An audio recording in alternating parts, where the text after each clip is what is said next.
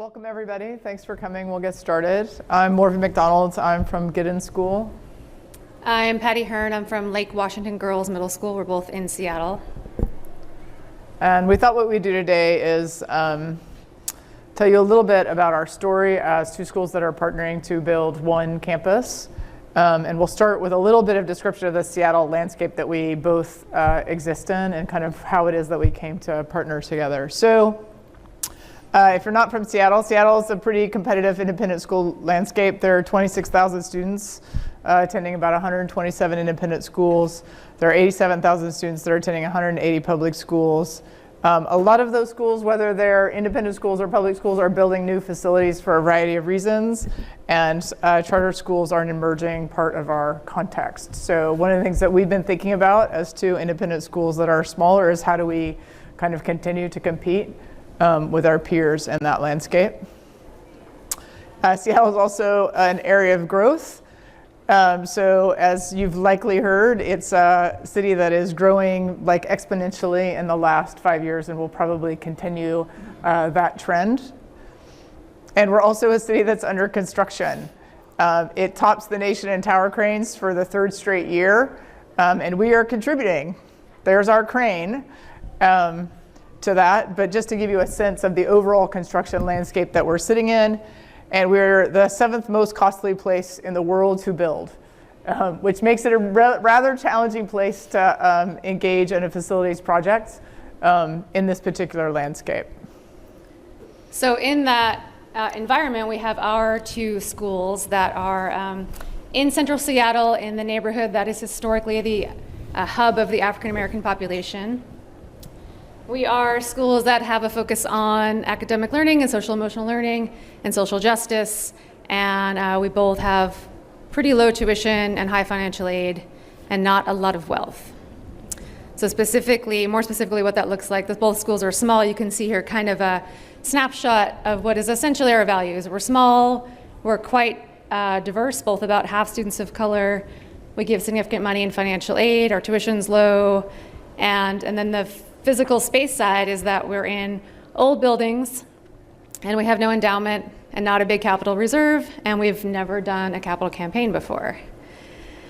So if you were just in the session with Lakeside, you might think of us as micro schools, right?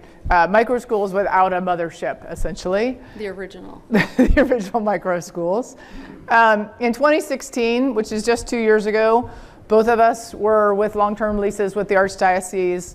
LW had actually been negotiating with a lease for an upcoming lease, and we had just started some of those talks with Archdiocese at that time at Giddens. Both schools actually are contemplating very expensive seismic retrofits. Both are in buildings that have been identified in the city as at risk for seismic repair. We manage deferred maintenance. LW decided to end their facilities exploration, which they had started previously and had looked at a number of school sites. And at Giddens, we had just begun to think about what our next move might be. And we both desired permanent homes for the school to kind of ensure our viability in the competitive landscape that we just talked about. And so in that facility search that I'd been doing since 2012 and again in 2015, I talked to a lot of people, a lot of other heads of school about what they'd done to get buildings, how do you do it, what happens, and basically the advice I got was that I had to sell my soul. Basically, another head of school said to me, well, you either have to raise tuition or raise fundraising or cut financial aid or cut programs, and that didn't sound like a really great option to make the program suffer for the facility. So at that point, Giddens had just begun to look and start to consider a set of options. We happened to land this building. It was the first building that we looked at, and we really started that effort just as a way to get essentially our board used to the idea of like, maybe we're gonna think about buying a building, or maybe we're gonna move. And we made an offer on what was a bowling alley, the Imperial Lanes Bowling Alley. It's kind of a famous historic site in Seattle. And we were very fortunate for the owners to accept our offer for a $6.5 million land purchase. Just to go back for a second, at that point I had no building reserve, I'm not a school that has a lot of financial wealth. I'd never run a capital campaign before. We really had no idea where we're going to come up with $6.5 million. And like Patty had mentioned, we're reluctant based on our values, being in two schools that are very diverse and depend in a large amount on financial assistance to kind of pull those traditional levers. Seeing that pulling those traditional levers would actually have a significant impact on the nature, right, the ethos of the schools themselves. So at the end of that summer, we had made the offer on the bowling alley in May, and we're supposed to close on that offer in September. It was pretty clear after a significant amount of work over the summer that we weren't actually going to be able to make that financial lift.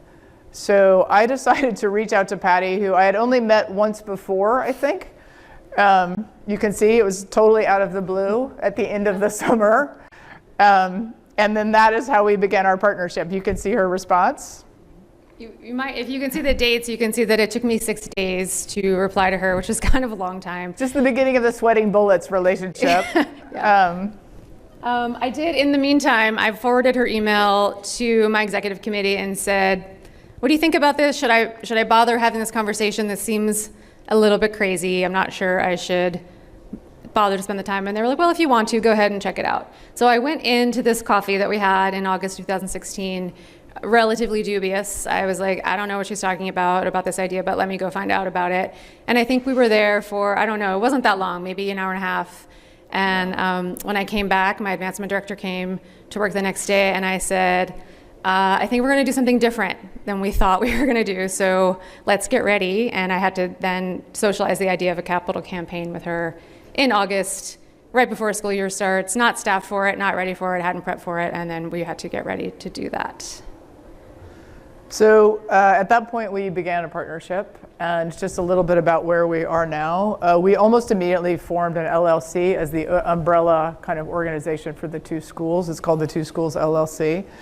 We are currently building a 52,000 square foot building on that piece of land at $6.5 million. We can talk about actually how we sold a parcel of that land to accommodate some of the equity we needed actually for the financing itself. It's a $34 million project. We are both raising $6 million in capital campaigns, and it's about 13 months from site preparation to occupancy. We expect the building to be done in October of this coming fall, so 2019. So that's those are kind of the logistics. The size gives you a sense of the size of the facility we're talking about. So you can imagine that as we talk to people about this partnership, most of them find it kind of surprising, kind of new. People haven't heard of something like that before. And sometimes they say things like this to us, which is an actual quote from the accountant of a major donor. He's Aaron from New Jersey. He's a great guy. But on the phone, on a call, he was like, I hope you girls know what you're doing. And I hope to put this on a T-shirt when we actually cut the ribbon of the building. So one of the things we were thinking about as we were developing this talk, and I think the whole time, we thought a lot about what's the relationship between opportunity and risk. There's been a lot of opportunity and risk throughout the partnership, but we thought of that in kind of three categories, kind of resource risk and opportunity, risks around relationship and relationship building and what that takes, and then risk and opportunity around interdependency long-term of the two schools. So I'll just highlight a little bit about some of the resources, risk, and opportunity that we've experienced. So immediately out of the gate, right, you get some efficiency by partnering with another school. You turn a $34 million project into a $17 million project. You turn a land purchase that originally was $6.5 million that we sold that parcel to is now $2.1 million for Giddens and $2.1 million for Lake Washington Girls Middle School. And if you think about the market we're in Seattle, that's a pretty phenomenal purchase for the two schools. And then you have just the overhead of any construction project, right, that you split essentially in half. It's been 50-50 the entire time of the project. There is joint and several liability, which means financially the two schools are connected to one another. The strength of that is we have more power, right, financially as two institutions, and our capital campaigns have had some success with making grants to organizations that have been collaborative in nature. So we have a $3 million grant to the partnership itself, which we wouldn't have received, right, without that. There is, of course, risk, right? The risk of having to share and compromise, things around scheduling, right? As we start to think about next year, utilization and schedules, how do we do that? Competing needs. I don't really need a middle school sized gym. She doesn't really need an early childhood wing. And so how do we manage, right, the cost and the negotiations, not only of the original cost of that, but as we go through having to downsize the building, how do you make those kinds of decisions inside that partnership? We are tied together for at least 10 years in joint and several liabilities. So what does that look like? What does that mean? What if somebody defaults on the loan? How do you mitigate that risk inside of that? And then the capital campaigns are dependent. We actually depend on each other's success. And there's both success and opportunity, but also tension, right, inside of being tied to somebody else's success that you don't control exactly how they're going about the work.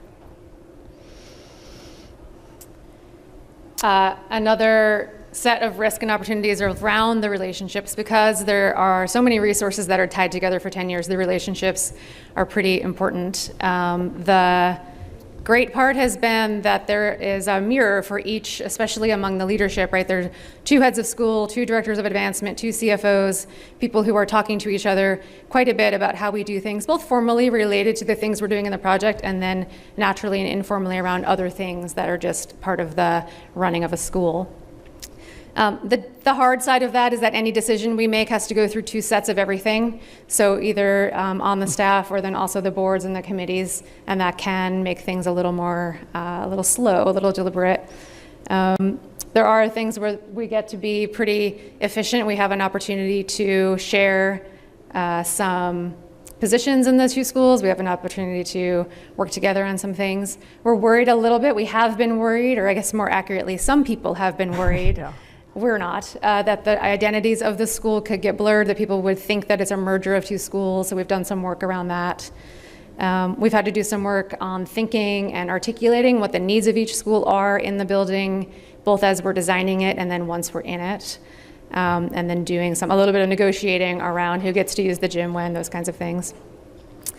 An opportunity that's been great is people are pretty interested in this collaboration. There aren't a lot of, I don't know if there are any ground-up construction projects like this that 2 schools have endeavored to do from the beginning.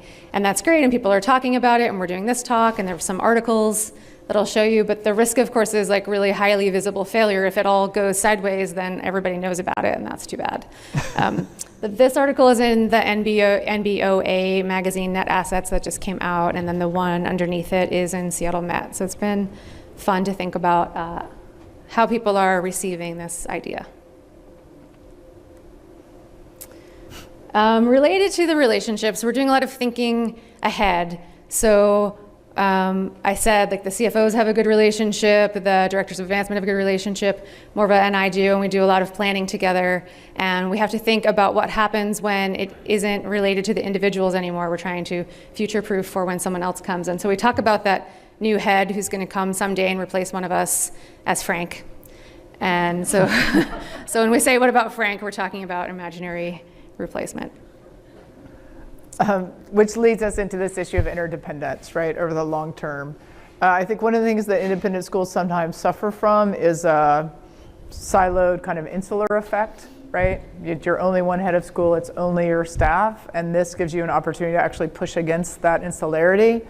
But also it leads to potential conflict from everything from shared workroom for teachers in 2 different schools. You can imagine that we're going to have some moments between staff, right? And how are we going to manage those moments to think about that? It's an opportunity around higher accountability and transparency. I think we often leverage accreditation as the place where we are really transparent about processes and finances. And this means that we're kind of consistently, because of our partnership, really having to open up our books, our program, our curriculum, and really talk about where we are in relationship to the finances and admissions and enrollment.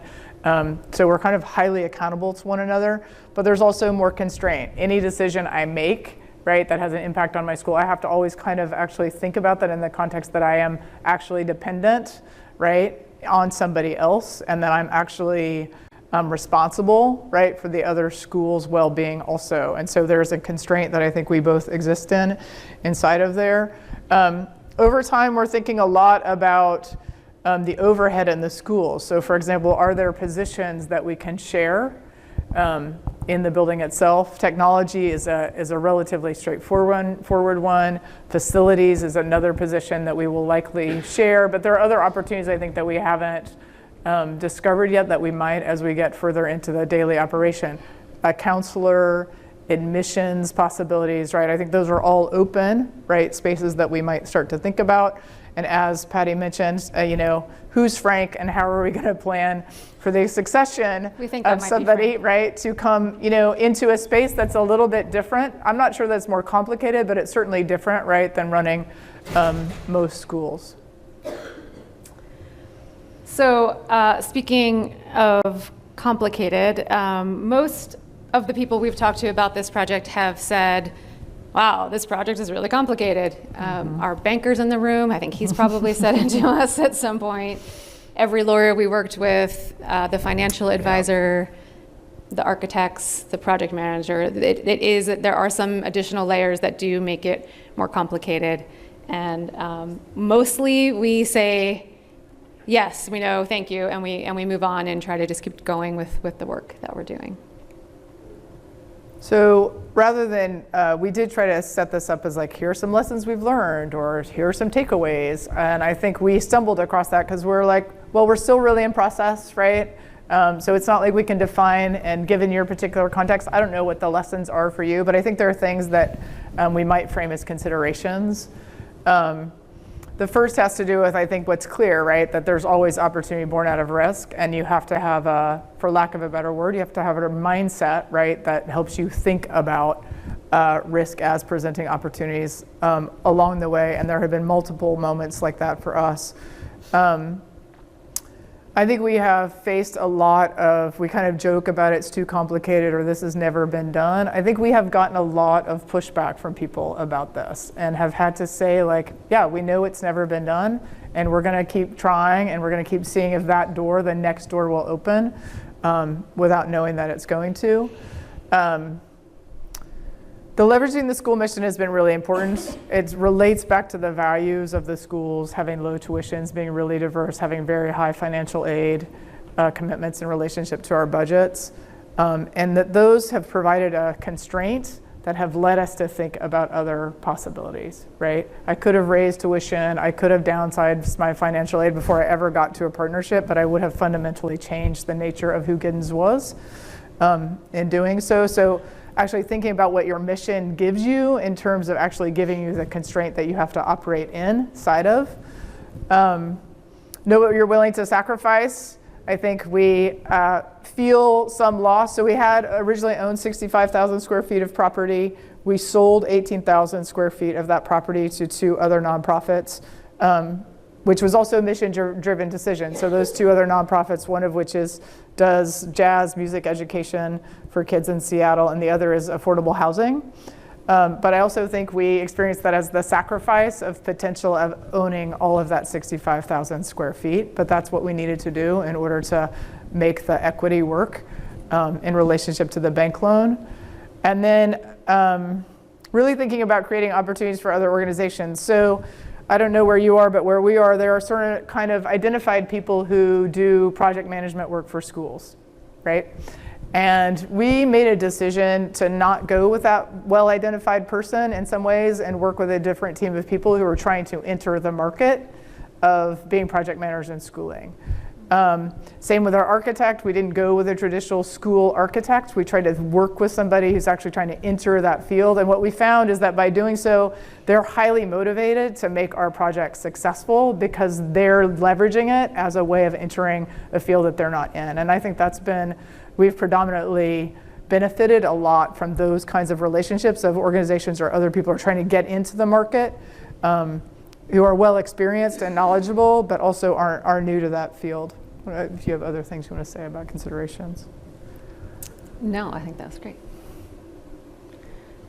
Our thought was we were going to stop there. Yeah. We have a lot we could talk about. Yeah. We could kind of like reveal a lot of this and that, but we thought it's better to have a conversation with you than it is to try to give you all of the information, which we likely can't tell you what it is. So, Great question. yeah. I think it would be super helpful if you were willing to share, I guess, how you're sharing this building. I'm an architect, so I can imagine you approaching it in many ways. Yep. So are you literally just milling in the halls together, or are you stratified? If you just Yeah, so I'll repeat the question so that it gets recorded. The question was, how are we sharing the building? Are we all mixed up together, or is it separate? Do you want to do that? You want me to do it? I'll start. The building, it's actually, we should have included plan. The building is an L shape, and there is an arm that is Giddens School. There's an arm that's Lake Washington Girls Middle School, and the knuckle essentially is the shared space. That's the gym and the commons and the library. And the theater space. And then there's outdoor space that's shared, and then there's a rooftop play that will be just the middle school. I think the architects were really helpful in this. The architects were particularly sensitive to this issue about the blurring of the identities of the school. So they have separate entrances. There was never really talk about layering the schools, like one school on the bottom floor and one school on the top two. It was really... from the way you were talking about it, since I hadn't seen plans, like how was Yeah, it's really a horizontal divide, I think is the right way to think about it, or a vertical divide. And I do think we're very intentional about the ways in which the kids will interface, because LW is a girls' school, and I have 5th grade boys running around. And so do you want them interfacing casually? Probably not, right? I think that would be an affront, actually, probably to both schools. And so the design helps us think about how to always be intentional in the ways that the kids will interface. And then we're going to have to live that out a little bit, right? And see how that works. And we're aware there'll be some transitional moments, lunchtime, the gymmies, those kinds of things, where one group's going out and another's coming in. But there won't be, right now, there isn't a whole lot of programming planned where they'll be together in the same space. Yeah. What are your daily schedules? Have you rolled out next year? Reinventing the whole, does this give you a chance, it's already a follow-up, does it give you a chance to reinvent what you want to do in your time of the day and maybe approach the academics in the afternoon, let the older kids run around and get energy or vice versa? The questions, have we looked at our daily schedule? We have looked at them. My school and my staff is always ready to change things, so of course we've already gone down the road of should we change everything, and my inclination is to not wildly change it this year, to try to replicate what we have in our daily schedule. So we've looked at it together in as much as we have a spreadsheet with the shared spaces and have an idea of who will be where, when. It's working out mostly that not a lot has to change. Our arrival times are already staggered slightly, and our dismissal times are already staggered slightly. We both run after-school programs, so the end-of-day exodus is metered out a little bit over a few hours. The use of the gym we've kind of figured out. With the use of the lunchroom we've kind of figured out. So mostly I think we have it. I know there'll be an issue, but mostly we have it scheduled in a way that should work. If you have more to add to that. I mean, I think in some ways we're already in buildings that are space constrained, right? So I'm already living in like a multi-use room that's a performance space and a lunch space and my gym space, right? I actually have more space in this building, even inside of the partnership. So I think there will be moments that we find conflicts, but in general, I think we found that the schedules are pretty complementary without too much change. Yeah, go ahead. Designing the space, did you design it for your capacity now or with a larger capacity in the future? Or you talk about how this will impact the community around you, just the future, I guess? We designed it for our capacity now. We're currently under enrolled. We'll expect some enrollment growth, right, as a result of moving, but it's not more classrooms, right, than I currently have. I think that is an intention around staying small. It's not predicated on huge growth in order to make the finances work. Again, we didn't want to go down that route, nor did we want to take that risk in the financing part of the project.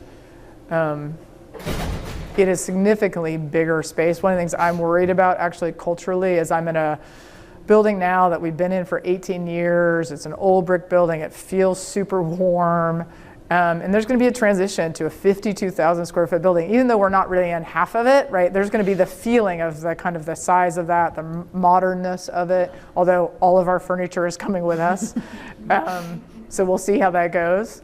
I don't know what you would say about that question. To the part about whether we'll grow, I have a slightly different admissions scenario in that I'm not under-enrolled. I have a significant waiting list. So the question people have asked us was, okay, great, now you'll have space, so now you can add a section, which I'm not really ready to do. We're not taking it off the table forever.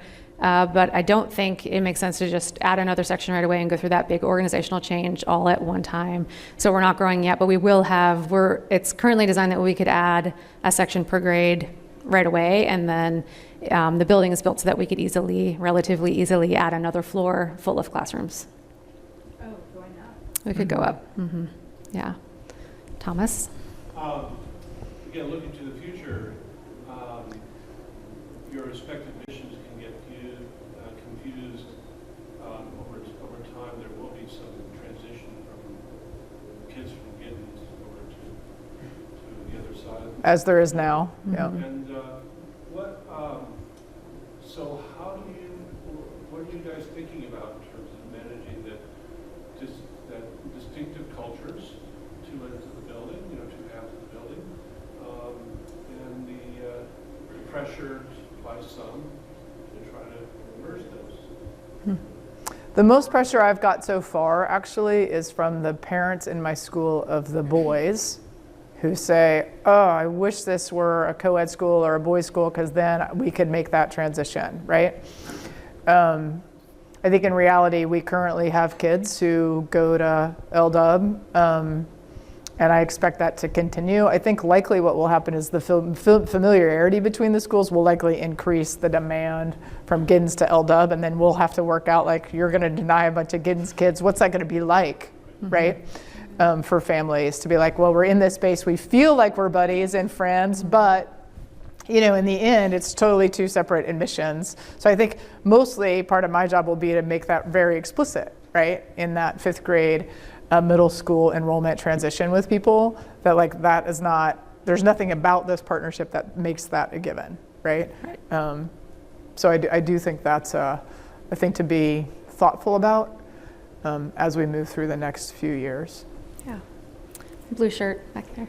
I'm curious about two things. One, I'm sure that when you initially proposed it to your board, you had different reactions from your board of trustees. So I was just curious about some of those conversations. And I also was curious, as you went through your planning stage, construction is always more expensive than you expect. What did you have to leave out and you wish you could put in? Okay, I'm going to repeat the question. So it's a 2-part question. One was about how it went when we presented the idea to our boards. And the second part was, what did we value engineer out to deal with escalating construction costs? You could start with your board, I guess. Okay, so remember, well, there are a couple things to remember. First of all, I was in my 2nd year as a head of school, having been a head of school anywhere else before.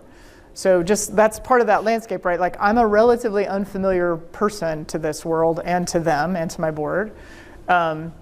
They had not had on their horizon when I entered that, in fact, they had a need for either to move buildings, find a new lease, or build a new building. That was not something that they were really fundamentally aware of. So that was shocking, right? That I was there saying, well, I'm in a building that's seismically unsafe, and the Archdiocese is not going to respond to that need, and I think it's unconscionable to stay in this building. So we need to change that. So they were already in shock. And then I think they were surprised that we got the opportunity to purchase the bowling alley at $6.5 million. That was surprising to all of us. So by the time we got to the partnership, I think they were relieved. Actually, like, I think they were like, oh, that's a really good idea. There's some relief in here for us, which I don't think was probably the LW story. But I think for the Giddens side, it was like, oh, maybe there is a way to continue down this path, and we'll see where we get. And the first step is, can we actually purchase the land? That was kind of all we could manage to think about. That's all we were thinking about. Like, construction was like, I have no idea how we're going to pay for construction, but we're just going to see if we can purchase the land. And so on the LW side, I think an important piece of the story is I had a 20-year lease sitting on my desk from the diocese. It was ready to go, and I was slow to sign it. Perhaps I knew something was happening in the world. So I didn't sign it yet, but it was ready. We had done 18 months of negotiation around it. And the piece that was really hard for me is that the school was going to be responsible for the seismic upgrade, which we estimated at that time to be maybe $4 million, which in practice would have been $5 million. And that's a tough capital campaign to run. Hey, can you give me $5 million so I can fix a building that I don't own and I'm going to return to the Catholic Church in 20 years? And I'm the founding head of the school. I'm in my 21st year now. I know that 20 years really isn't that long. So it's just a really tough story to tell in your campaign brochure.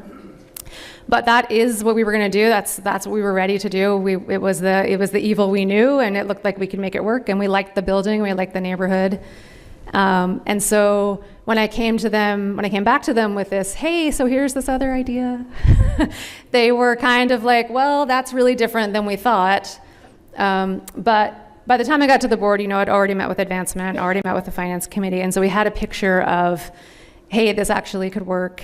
And if you think of nothing else other than how will we raise the money, it's absolutely easier to raise the money for a building you're going to own, even if you're sharing it, than it is to raise the money for a building you rent. There's just bottom line there. And so with that piece of logic, I think it actually was surprisingly not as hard of a sell as I expected it to be.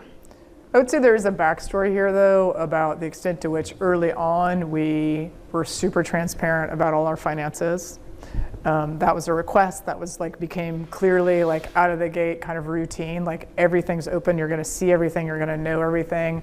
In the first year, I think we had 3 or 4 joint board meetings between the schools. So we're trying to get the board members to know one another. They had to make decisions together. They had to vote on things separately, but they were using the same information. We almost never had our project manager come and talk to the schools separately. They always came and talked to the entire board of both schools. I think we spent a lot of time in the first year on that relationship. And I think there still remain questions about the hard questions about a school's success, when it trips up, when it falters, what do you do? Those are real concerns that I think we have and we share, and that the board has also. So it's not all the board said yes and it's been this lovely easy thing. I think there's been a lot of time spent in the board relationships, which included each one of us going to the other's boards and saying do you trust this person, right? In being able to manage this kind of project. The other part of that question quickly was about the things we've eat out a lot, like window shades, a lot of stuff. So many things. And that list is thankfully shrinking a little bit. We are finding some savings as we move through the project and getting ready to use some contingency money. So I think we'll still get most of the things we wanted, but not all of them. But all of the things that are necessary to the program, still there. Go ahead, in the back.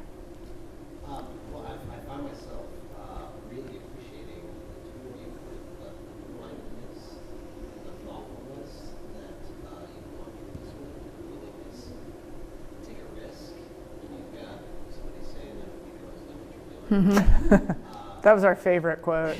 But yeah. It's really, I really appreciate it. And then as I'm sitting here, I'm wondering how much of this is dependent, how much of you being able to get this far is dependent on your own interpersonal relationships. It sounded like, I was imagining from the beginning, you kind of saw that you could trust one another. Right. Yeah, so the question is how much of it is relationship dependent? I think we're thinking about that a lot, and that is why we talk about Frank so much, because someday it'll be Frank. Yeah. But something that was helpful around the relationships early on for me is I didn't know Morva when we started this project, and so I was always kind of checking my gut on I think this is a trustworthy person. I think this is right. I think she's telling me everything there is to know. And I did a lot of sharing that with my leadership team and with the executive committee as we were walking through it. My own investigation around I think this could work and this is why I think it could work. And a lot of that was about my understanding of who Morva was as a professional and how she was approaching this and how it was going to look for us to be in this long partnership. It's not a very good answer, yeah. Right? Because it's a way you can't really replicate that. But on the other hand, I do think you can't replicate it, but I do think it's really, for me, really out of the gate thinking like, oh, the relationship is super important. It is the most important aspect. These things about like, is it 50-50? Like for the finance committee, that's really important, right? But you make that off kilter 60-40, then you get into a lot of kind of nickel and diming and negotiation, which I think is bad. And so you've really got to put the relationship in the front of the work. Otherwise, other people will sidetrack you with all these other things that are certainly priorities, but it's the relationship that keeps that functioning actually. And so I think you have to have a principled way of thinking that the relationship is the central component of the partnership. It's not, the finances matter, right? But it's not, the finances aren't the central component, actually. And I think some piece of that too is related to the schools of which we are heads that had a long history of doing some work together, doing the MLK March together. They're geographically close, they're mission aligned. And something you've said is there was a reason, Morva has said there's a reason she asked me at LDUB and not a different school. I mean, nobody else, like didn't even think really about anybody else. So in that way, it seems random almost, without being random. Yeah, sorry, I'm terrible at the hand holding thing. I'm just wondering, as you go forward, do you have, like, how do you balance the details of like a use agreement of who's using what, when, sharing finance, like thinking of Frank down the road. And I'm a Frank now with a school and a church that I inherited with the head and a pastor that like had this great relationship. But as I come in and a new pastor come in, well, like, you know, we need a new what and what's the past say, and then there were just kind of like handshakes on things. So I'm wondering, how do you manage like the need to not like put everything in a 100-page legal document and then like the relationship of working at the time and the needs that you both have? So the question is, how do we manage, when we go forward, how do we manage the shared use? I don't know that we are going to avoid the 100-page legal document. Actually, we already have them around some things, and then there are CC&Rs being drafted, and there's the day-to-day use, and there's the other stuff that has to do with if we eventually move to a condo arrangement. So I think I don't know the answer yet.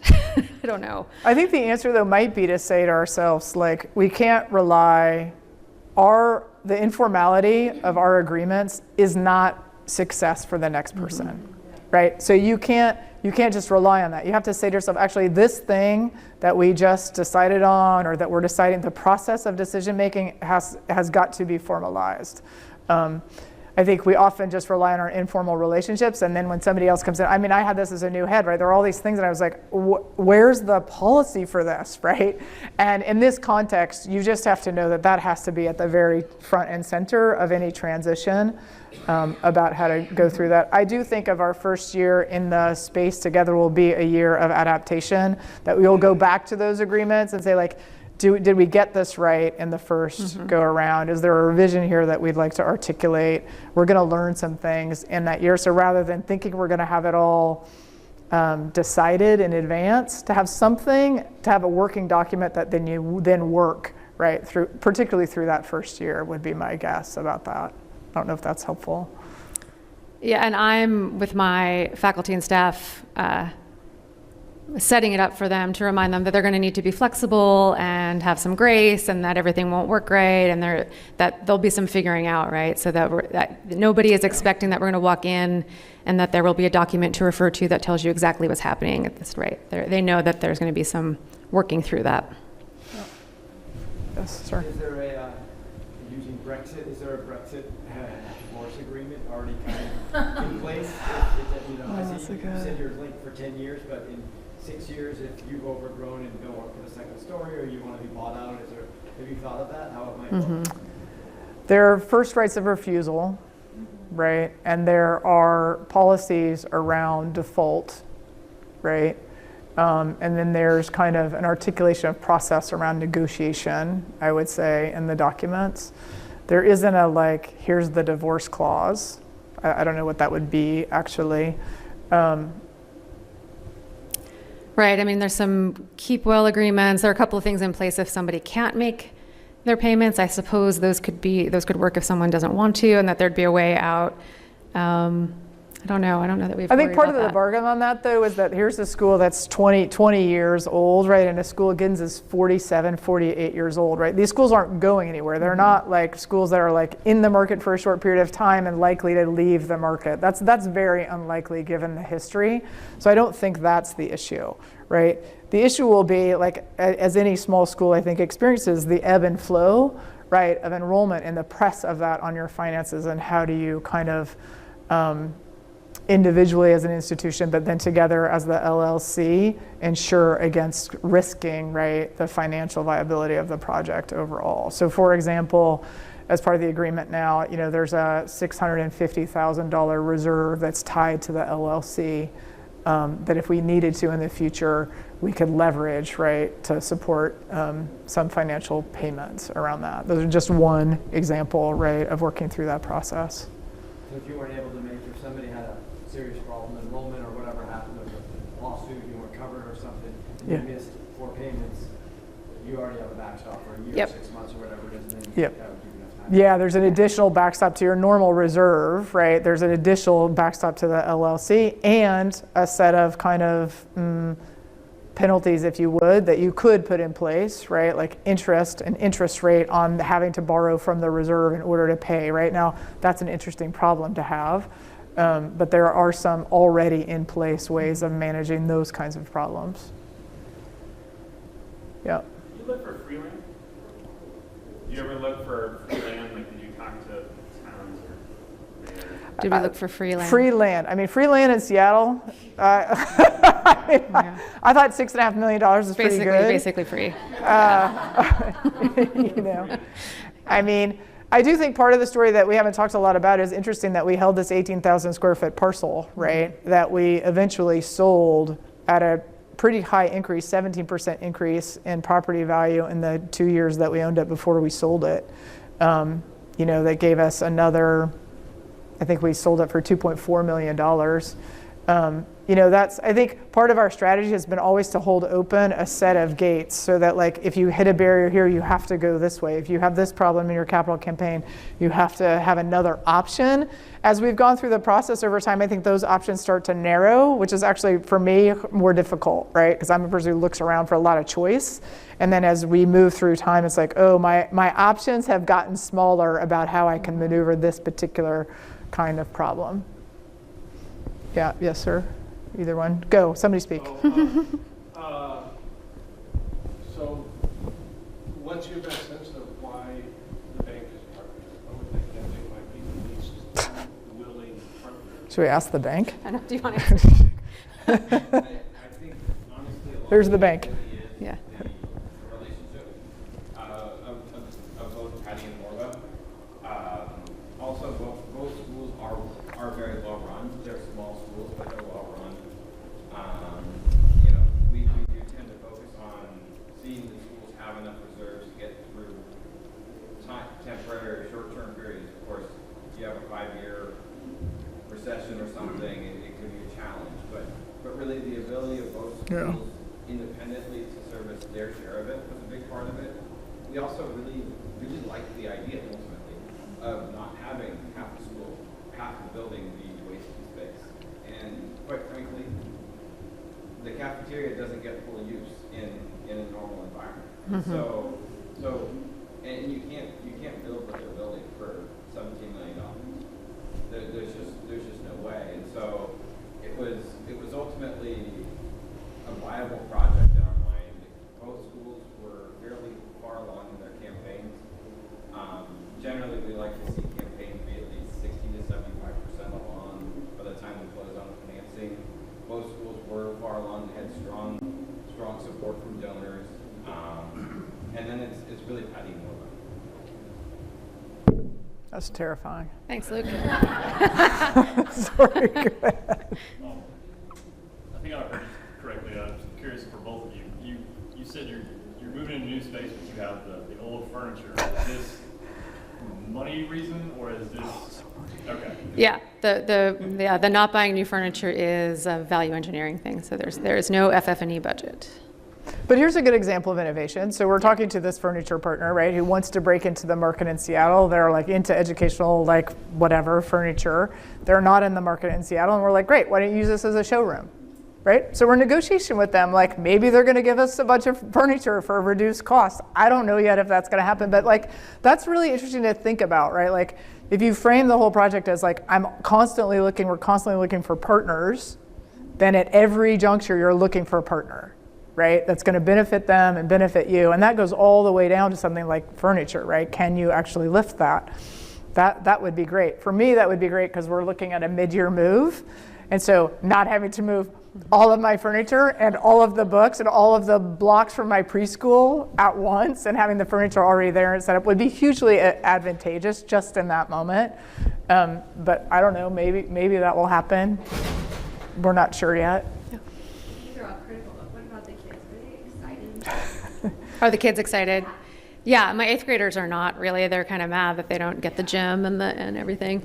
But they did get to sign the beam, so they're excited about that. Yeah, they're mostly really excited. I think they're looking forward to the new space. I've moved to school 3 times, so and middle schoolers, can have a lot of nostalgia and get very dark. So they're having some sad feelings about what they're going to leave behind in the building, and that we will deal with all of that and we will work through that. And I think they'll be really excited to have new spaces too. Yeah. In the back, sir. Do you anticipate going forward that there's a certain yours, mine, and ours situation going forward? If you were going to refurnish the early years school, is middle school paying half the cost of the furnishings?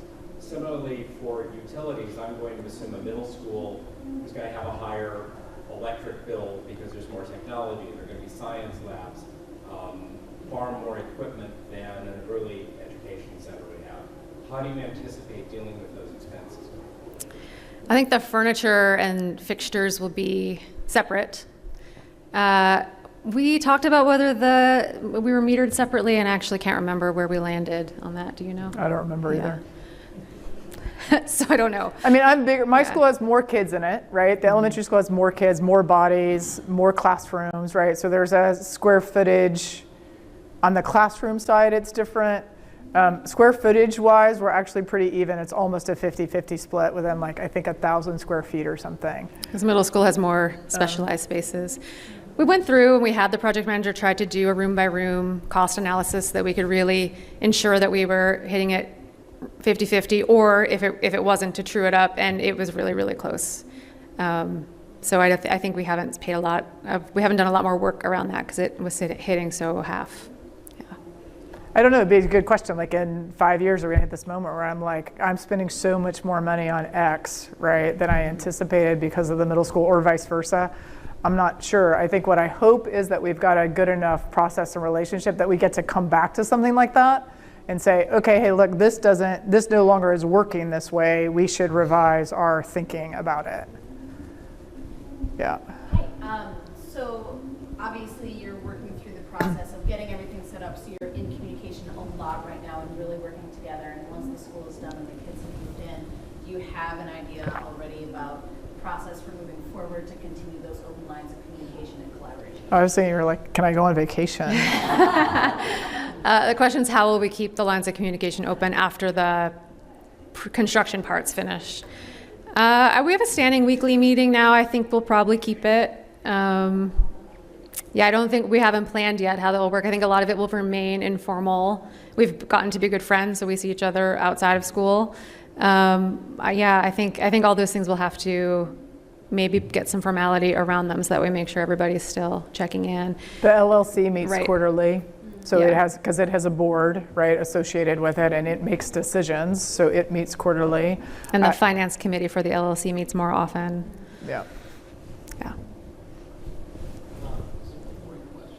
Could you talk about how that LLC board is structured? How is the LLC board structured? Go ahead. We had good legal advice about this, actually. I think we've had really good attorneys, and attorneys who have been open to thinking with us about a bunch of different things.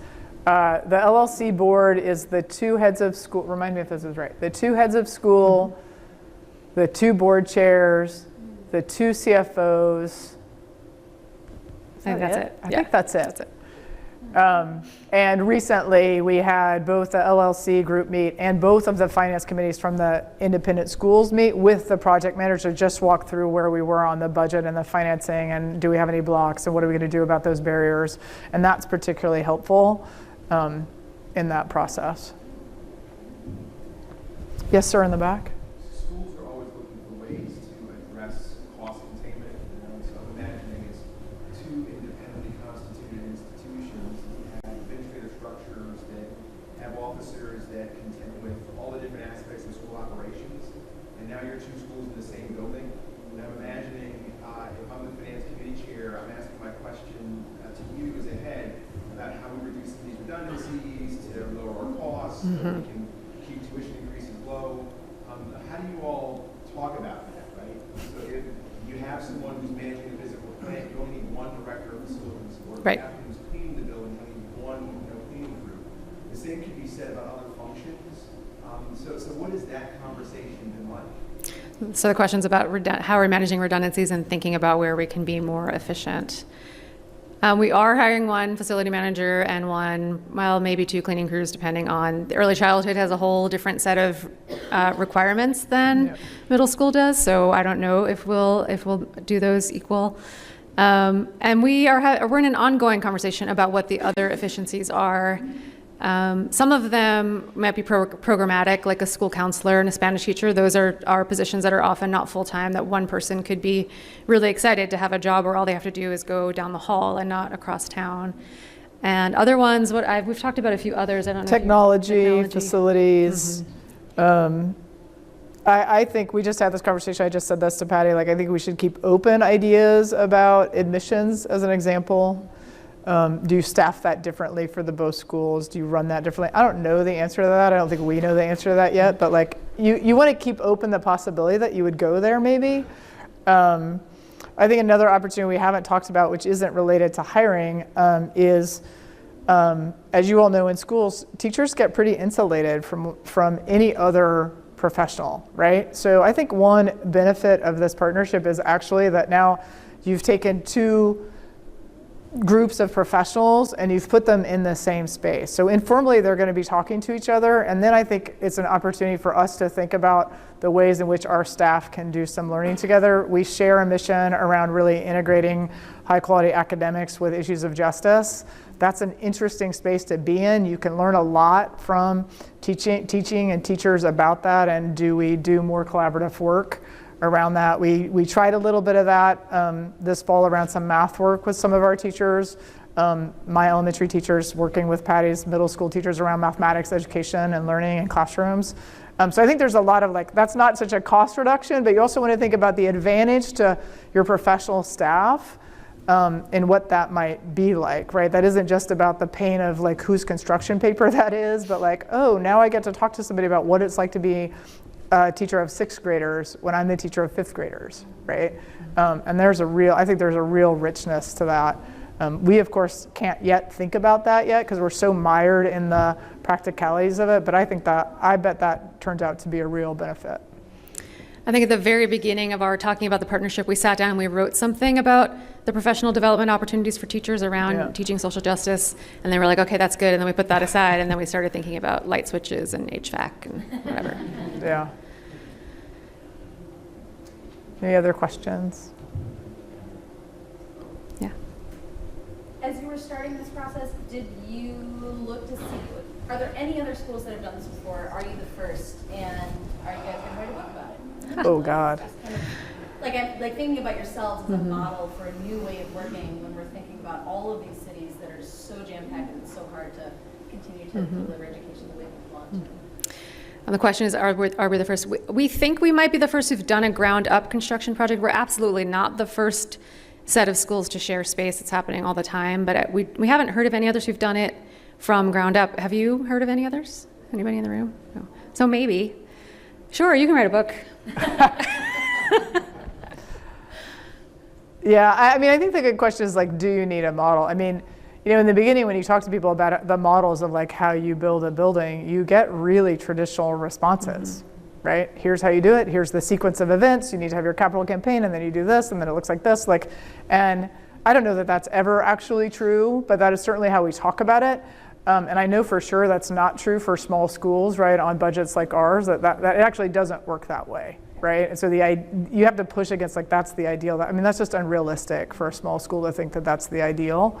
And you have to be willing to go in a variety of paths, I think, around that. I don't know what the model is. I think one of the hard parts for us about this talk actually is, like, I don't know how much of this is context dependent, right? I don't know how much you can take and how much is just really so specific to our context. I don't know the answer to that. Opportunity, though, and just thinking outside the box, which is a theme that runs throughout all of the NAIS talks. But I think you're just showing how it walked out here. Yeah. It's great. Yeah.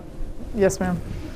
I'm wondering, being a small school, did you do like feasibility studies? I always think about these things where like you're like, do a feasibility study. I'm like, well, that's going to come off the bottom line of the project. I'd love to. It's like, how much of like grounding in data and taking measured risk, like as a small school, I feel like you only have so many resources that you want to go to the project. I'm just curious how those decision-making processes happened along the way. Did you do a feasibility study? How did you know? Did you do hard bids for construction, and then you decided to go this kind of route to bring people in who maybe weren't as established in the... Yeah, we did do some of those traditional things that you're supposed to do. We both did feasibility studies. We had to know what was realistic for the campaign, and you can't really know, I think, unless somebody does that study for you. Maybe you can. It felt helpful to me to have that done. And then we have a financial advisor who's out of Maryland, who was great, who really did all of the analysis about whether we could do it and did all of the RFPs to the bank. And I don't think we could have done that it without them. That their analysis was really important, both for our own understanding and for some legitimacy around, like, this is a real thing that could happen. I would say there's an argument for legitimacy. So having not been a head of school and coming from academia, right? I didn't know anything about capital campaigns or feasibility studies or any of that. And I'm in a school that's, I think, struggles reputationally. So kind of out of the gate, I always think about, like, what do I need to signal about my reputation? Like, how do I signal a strong reputation? So the first thing you do is you go hire the person that everybody else hires for their capital campaign. Because you want that person that everybody else respects to say, oh yeah, Giddens can totally raise $5 million or $6 million, right? Now, like, that's more strategic than it is necessary, probably, right? So I do think it's worth making, like, what are the strategic, it was important for us to be able to say, like, we've hired a financial analyst, they're making sure that both schools are actually above water and can do this and are making those forecasts, that we didn't rely on ourselves for that.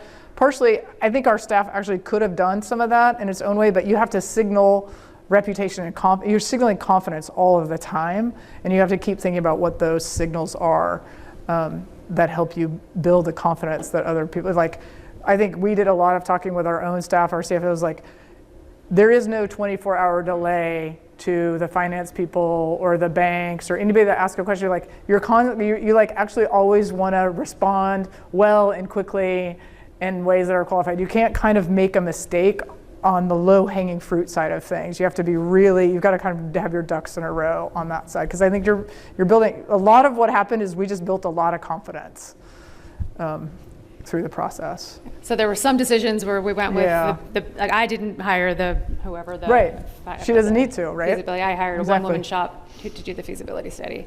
So that seemed okay for my school and where we were.